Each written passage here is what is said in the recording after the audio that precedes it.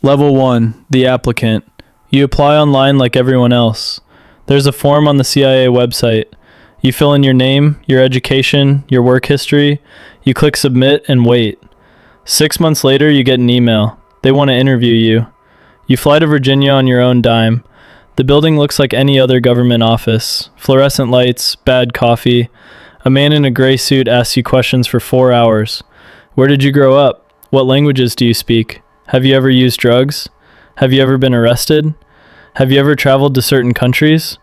The questions seem random, but they're not. They're building a profile. They're looking for patterns. They're looking for lies. You pass the interview. Then comes the polygraph. You sit in a chair with sensors strapped to your chest, your fingers, your arm. A technician asks you questions while monitoring your heart rate, your breathing, your skin conductivity. Have you ever committed a crime you weren't caught for? Have you ever betrayed a friend? Have you ever had thoughts about harming yourself or others? The machine can't actually detect lies, but you don't know that. You sweat. You stutter. You tell the truth because you're terrified of what happens if you don't. 3 weeks later, you get a letter. You've been accepted into the clandestine service trainee program. Welcome to the CIA. Level 2, the trainee. They send you to Camp Peary, Virginia. The locals call it the farm. It's 9,000 acres of woods, swamps, and training facilities surrounded by fences and armed guards. For the next 18 months, this is your home. You wake up at 5 a.m. You run 5 miles before breakfast. You sit in classrooms learning about foreign governments, terrorist organizations, and intelligence tradecraft. Tradecraft is the CIA's word for spy skills. You learn how to spot surveillance. There's a car that's been behind you for 3 turns. There's a man reading a newspaper who looked at you twice. There's a woman on a park bench who was at the coffee shop this morning. You learn to see patterns that civilians miss. You learn how to lose a tail.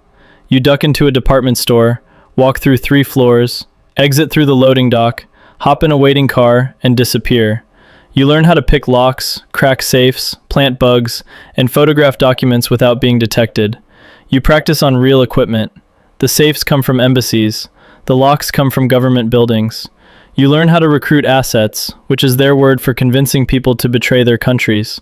You study psychology, manipulation, persuasion.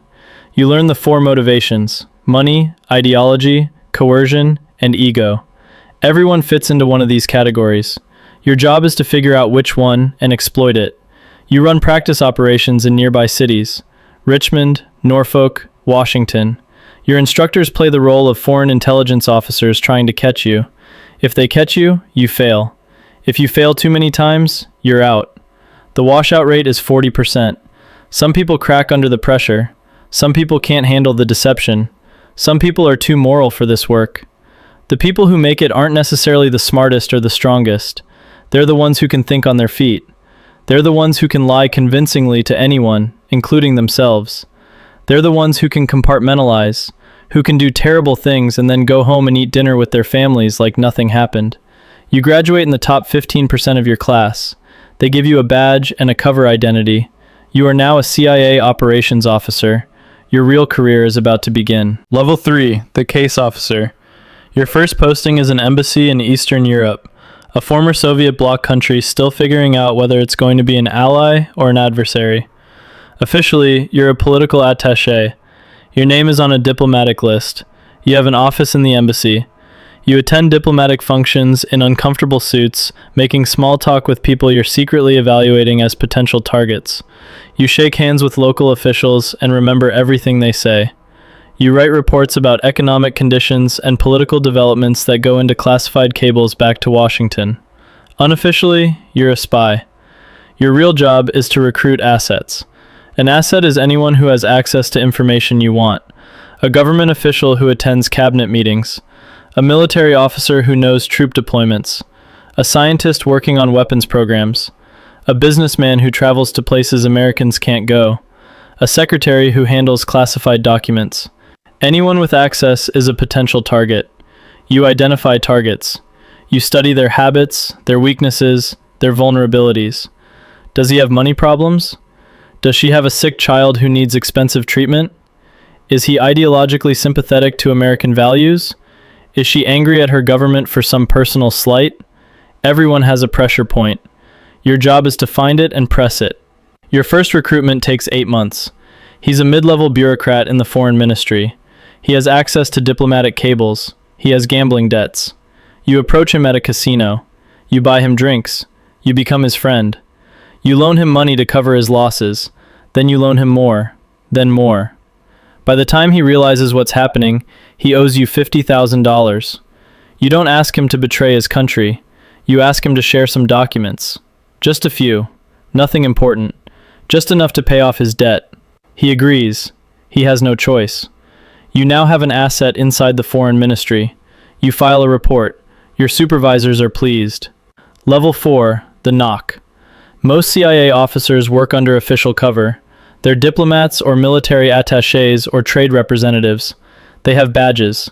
They have offices in the embassy.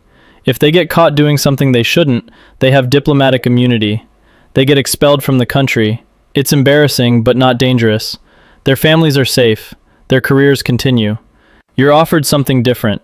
Non-official cover. Knock. Pronounced knock. It's the most dangerous job in the intelligence community. You won't have diplomatic protection. You won't have an embassy to run to. You won't have a badge or a government ID or anything connecting you to the United States government. If you get caught, you're on your own.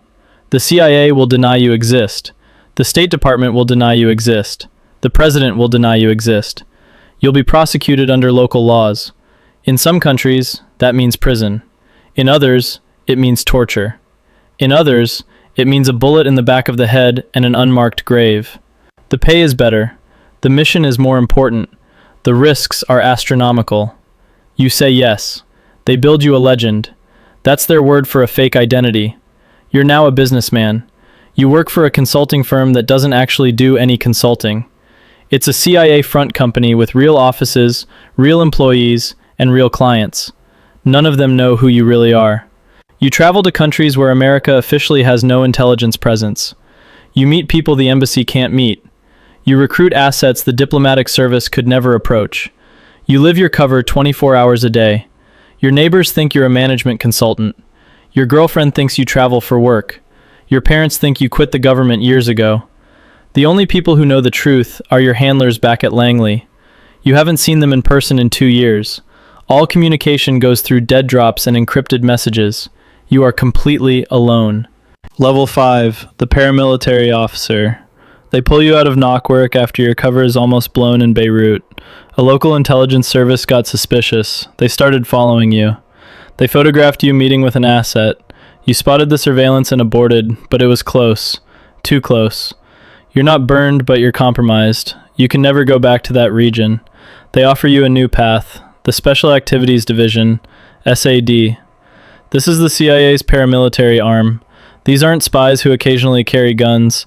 These are soldiers who occasionally gather intelligence. The most elite unit within SAD is the Special Operations Group, or SOG. These are the people who go where the military can't go. They do the jobs that are too sensitive, too deniable, too illegal for official armed forces. You go through another round of training. This time it's not lockpicking and surveillance detection. It's 6 months of the most intense military training on the planet. Small unit tactics, close quarters combat, explosives and demolitions, advanced weapons training with every firearm made in the last 50 years, high altitude parachute operations, combat diving, survival, evasion, resistance, and escape. Most of your instructors are former Delta Force or SEAL Team 6. The best of the best, now working for the agency. They don't care about your recruitment skills. They care about whether you can kick down a door and clear a room without getting your team killed. Your first mission is in Afghanistan. You're part of a team hunting high-value targets, Al-Qaeda leadership, Taliban commanders, bomb makers who have killed American soldiers. You spend 3 months living in a mud compound in the mountains, eating local food, growing a beard, wearing local clothes. You work with Afghan militia fighters who may or may not be trustworthy. Some of them fought with the Mujahideen against the Soviets. Some of them fought with the Taliban before switching sides. Loyalties are fluid. Money talks. You never know who might betray you for a bigger payout from the other side. You call in drone strikes on compounds where terrorists are hiding. You watch through binoculars as Hellfire missiles turn buildings into craters. Sometimes the intelligence is good. The target is there. Bad people die. Sometimes the intelligence is wrong. The target isn't there. Other people die. Women, children, people who were just in the wrong place. You try not to think about the times it's not. You can't afford to. You have another mission tomorrow. You're awarded a medal that doesn't exist for a mission that never happened in a country where you were never officially present. Your family will never know what you did or why you sometimes wake up screaming. Level 6, the team leader. After 5 years in SAD, you're promoted to team leader. You run your own unit now. 8 operators. 4 paramilitary officers like yourself. Career CIA. 4 contractors who used to be Special Operations Forces. They make 3 times your salary, but you make the decisions. You're responsible for the mission. You're responsible for their lives. Your team is deployed to Libya during the civil war. Gaddafi is falling. The country is chaos. Militias are fighting each other in the streets. Weapons depots are being looted. Your mission is to locate and secure chemical weapons before they fall into the wrong hands. The wrong hands could be Al-Qaeda, could be ISIS, could be any of a dozen groups that would love to have mustard gas or sarin. You spend 6 weeks in Tripoli while the city burns around you. You operate at night. You sleep during the day, 2 hours at a time, in safe houses that change every 48 hours. You bribe militia commanders for information. You interrogate prisoners captured by friendly forces. You pay informants who might be lying, might be setting you up, might be working for the other side.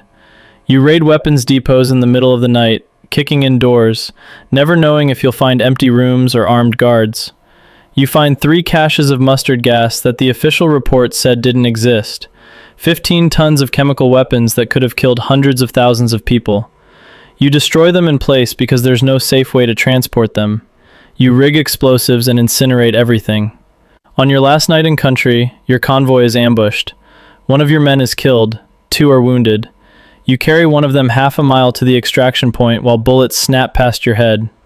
The helicopter arrives, you get out. The mission is classified as a success. You write letters to the families of the dead and wounded.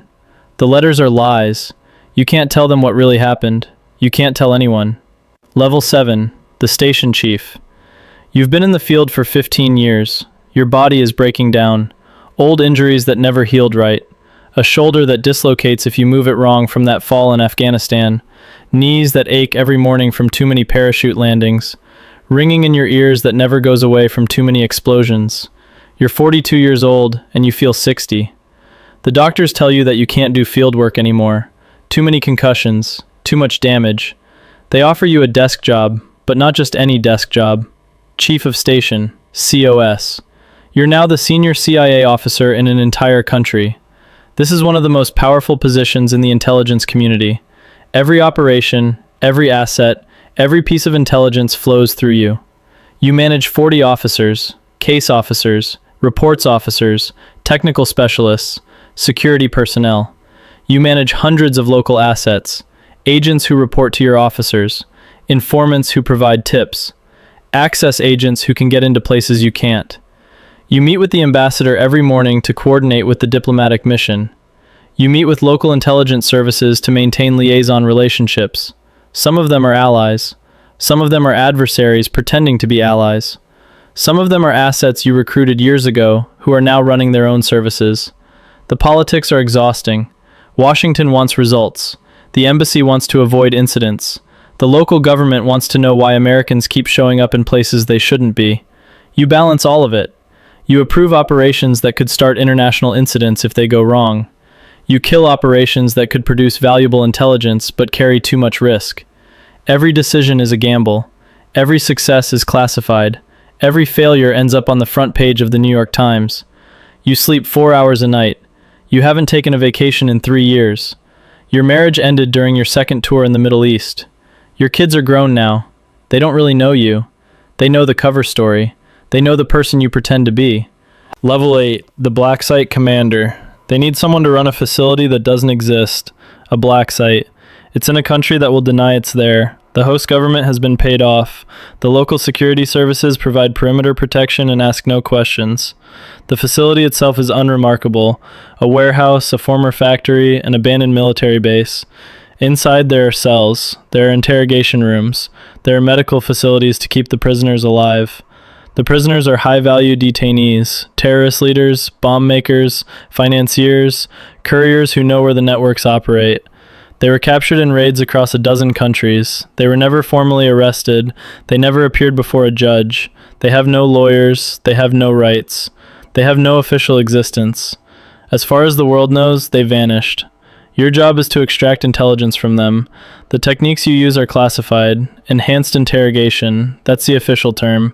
Sleep deprivation, stress positions, temperature manipulation, waterboarding. Some of these techniques were legal when you started using them. Some of them were made legal retroactively by Justice Department memos.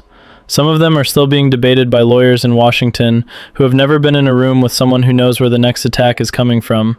You tell yourself it's necessary. You tell yourself the information saves lives. You tell yourself the people in those cells would kill millions of Americans if they had the chance. Some nights you believe it. Some nights you lie awake staring at the ceiling, wondering if you're still one of the good guys. You run the facility for 2 years. When you leave, they give you a commendation that will never appear in any record. The facility continues to operate.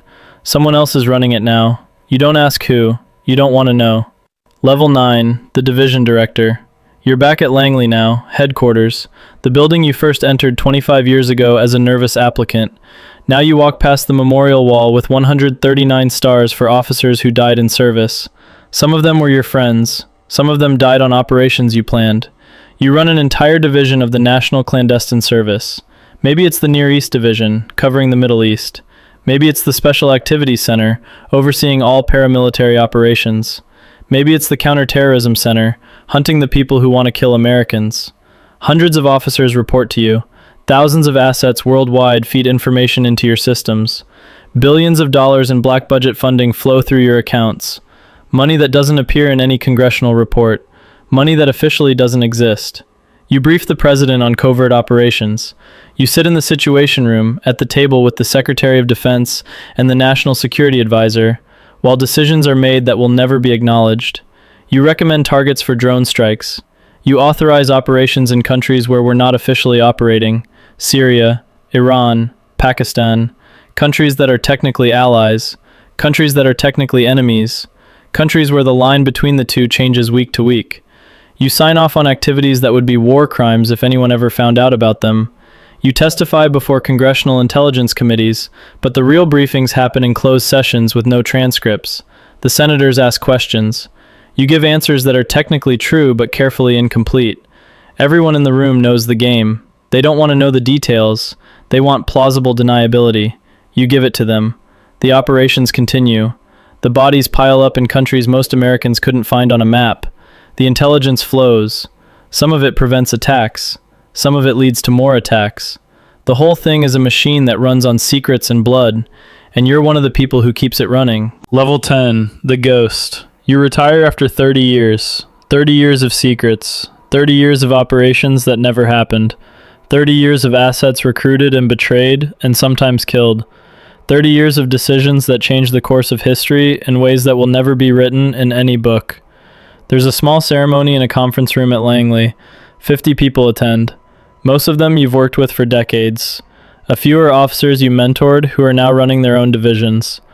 The director gives a speech about your service to your country. He talks about sacrifices. He talks about dedication. He talks about the price of freedom. Your colleagues applaud. Some of them are crying. You receive a medal, the Distinguished Intelligence Cross, the highest award the CIA can give. It will sit in a box in your closet because you can't display it. You can't explain it. You can't tell anyone what you did to earn it. You sign more non-disclosure agreements. You're reminded that everything you did, everything you saw, everything you know is classified for the rest of your life. You move to a house in Virginia, far from the city. You don't have many friends. The people you worked with are scattered around the world or dead. The people you knew before the agency are strangers now. You can't tell them where you've been for 30 years. You can't explain the scars. You can't explain why you wake up at 3 a.m. and walk the perimeter of your property looking for threats that aren't there. Your pension is generous. Your health care is excellent. The government takes care of its own, at least financially. But you're alone with your memories. The assets you recruited who were caught and executed. The operations that went wrong. The people you interrogated. The people you killed. None of it officially happened. None of it will ever be acknowledged. You are a ghost. You did things that your country needed done. Things that would horrify most citizens if they knew. You carry that weight alone. You'll carry it until you die. And when you die, there will be a star on a wall at Langley. No name, just a star. One more anonymous sacrifice in a war that never ends. Somewhere, in a college dorm room or a suburban apartment or a military barracks, a young person is filling out an application on the CIA website. They're dreaming of adventure. They're dreaming of serving their country. They're dreaming of being part of something bigger than themselves. They're imagining Jason Bourne and James Bond and all the fictional spies who make this life look glamorous. They have no idea what they're really signing up for. They don't know about the loneliness, the moral compromises, the things they'll see that they can never unsee. They don't know that this job will hollow them out and fill them back up with secrets. But they'll learn. They always do. The cycle begins again.